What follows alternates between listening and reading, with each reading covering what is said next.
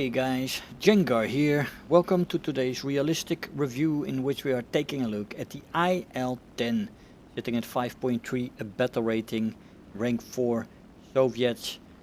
Good looking attacker, a sturdy plane, just as much as an armored beast compared to the IL-2s and stuff like that.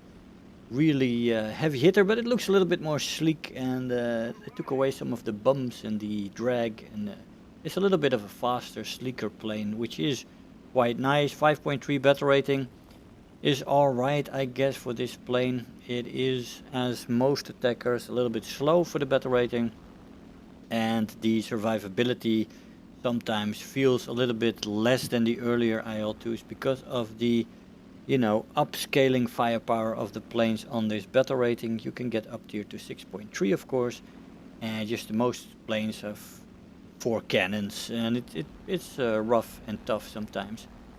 But it is still a very armored plane, and if they don't get a good beat on you, you often survive encounters. It can still take a shit ton of damage, and you just gotta love the IL attackers.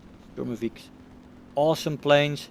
And this is a very, very late modern version in which they kind of perfected the design, right?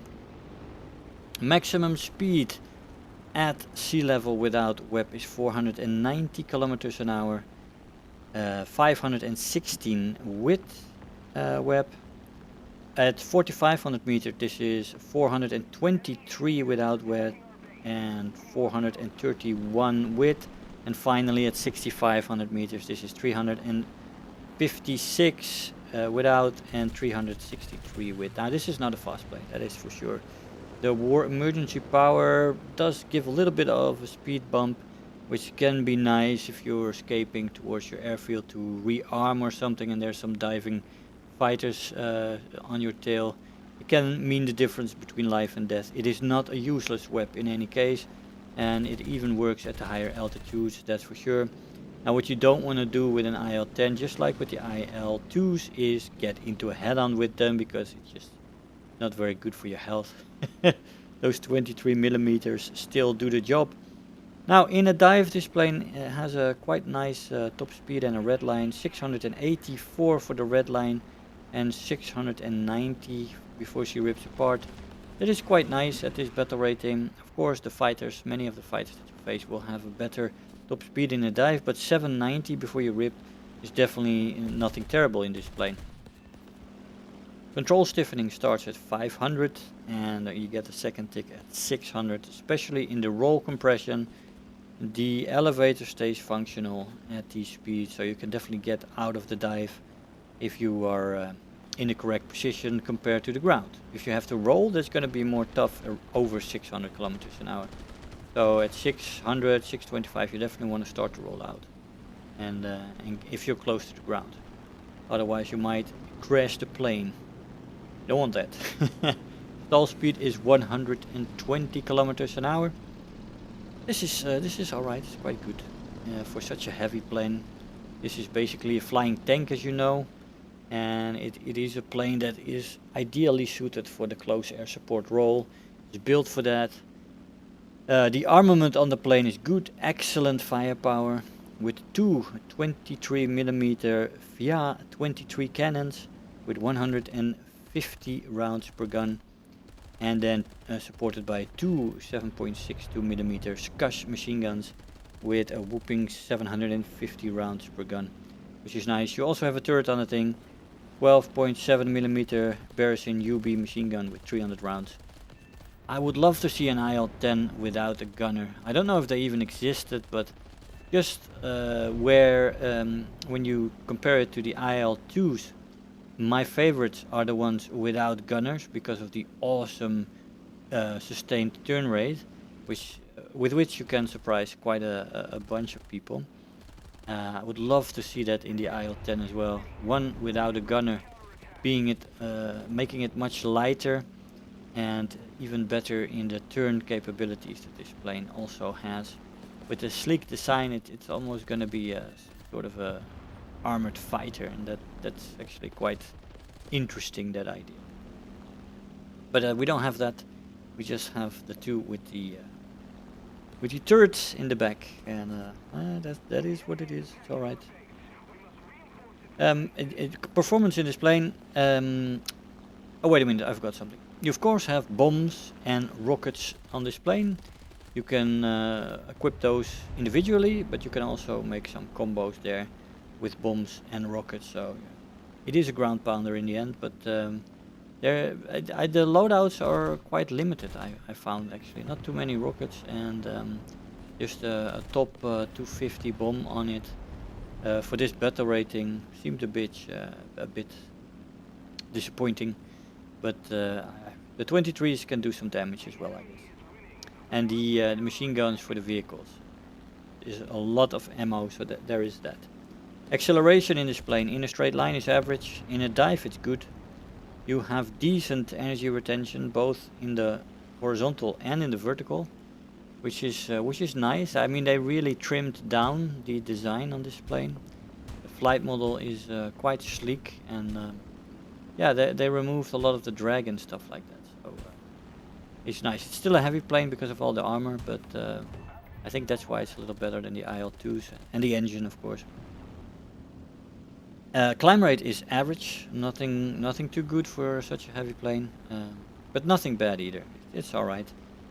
Turn time in the plane is average, and with flaps it's above average. It can compete with many fighters, many boom and zoom planes that do not turn as well as this plane, especially when they compress a bit. You can easily get a beat on them that way, and that's fun. It doesn't roll too greatly though. Roll rate is below average, and the overall maneuverability I would call average. Flaps are ripping off at 620, which is awesome. These flaps are made of stellinium. Very difficult to rip them off. Only at the later ends of your dive can you rip off those flaps. So that is good. You can always use them, and it does make the turn time above average, which is excellent for such a heavy attacker plane, right? Because it gives you the possibility to engage with fighters in a dogfight and win, which is good. You can also, of course, rely on head-ons. I mean, if you're going back to the base, or if somebody is really approaching you just straight on, the chances are that you're gonna survive and the enemy is not, because you have so much armor on this plane in the front with a thick armored plate for the glass, right? The bulletproof glass is good in this plane, and then all the armor in the engine and around the cockpit, protecting the pilots and stuff like that. You are not gonna lose that pilot most likely, and if you don't lose a wing or anything, and it's coming into fuselage, the bullets, then you're gonna be good, and you're gonna survive most head-ons when it comes to that. It is a sturdy plane like this. Even if you get hit, you're gonna be in a good position, so you can use that as well. And you'd be surprised how many people want to go head-on with an IL-2 or an IL-10. It's not something you should do, but yeah. Oh well, I guess. Oh well. She can take a shit ton of damage. Overheating is not an issue in this plane. She doesn't overheat, even with a lot of web usage in there. It is gonna be difficult to overheat this engine, and once you put it below 100, it cools off very rapidly as well, so that's not gonna be an issue. Durability is awesome. It's a flying tank, as I said. It's taking a lot of damage. You can fly around with without much issue and take a beating, still bring the plane home. She's that awesome when it comes to durability and survivability.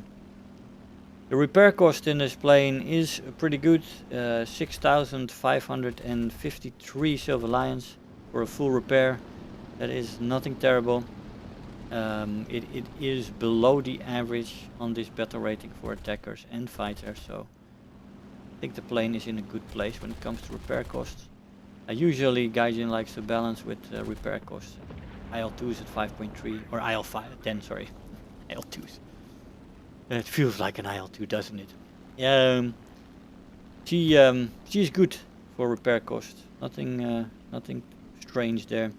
This plane really is a close air support plane that can be used as a support fighter as well. You don't have that many loadouts. I mean, it's quite limited to the amounts of rockets and bombs you can take.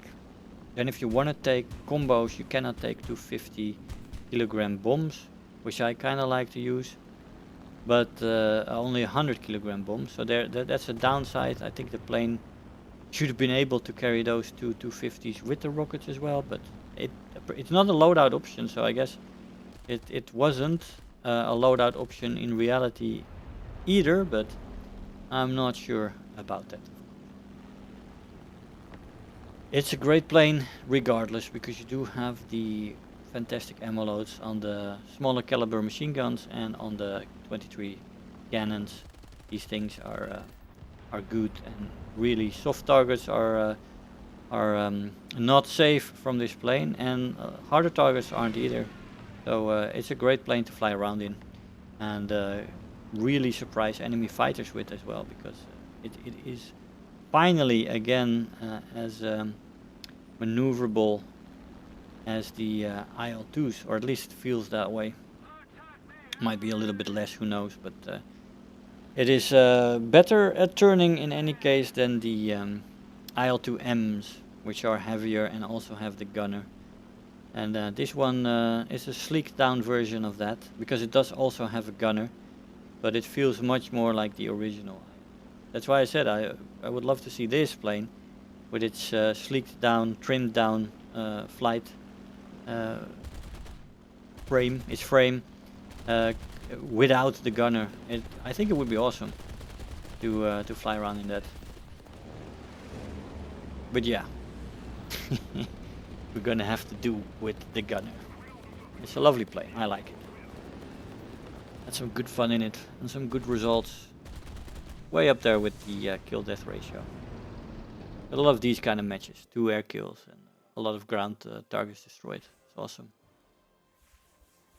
So let's see what we got for that match. We got Thunderer on hand, almost 40,000 silver lines and 9,000 research points. First place in the team. I'll see you in the conclusion. Hey guys, so here we are after the match. The IL-10. It's great for what it does, right? I mean, it's just like the IL-2s, the original 2. I love those things. Those are my favorites.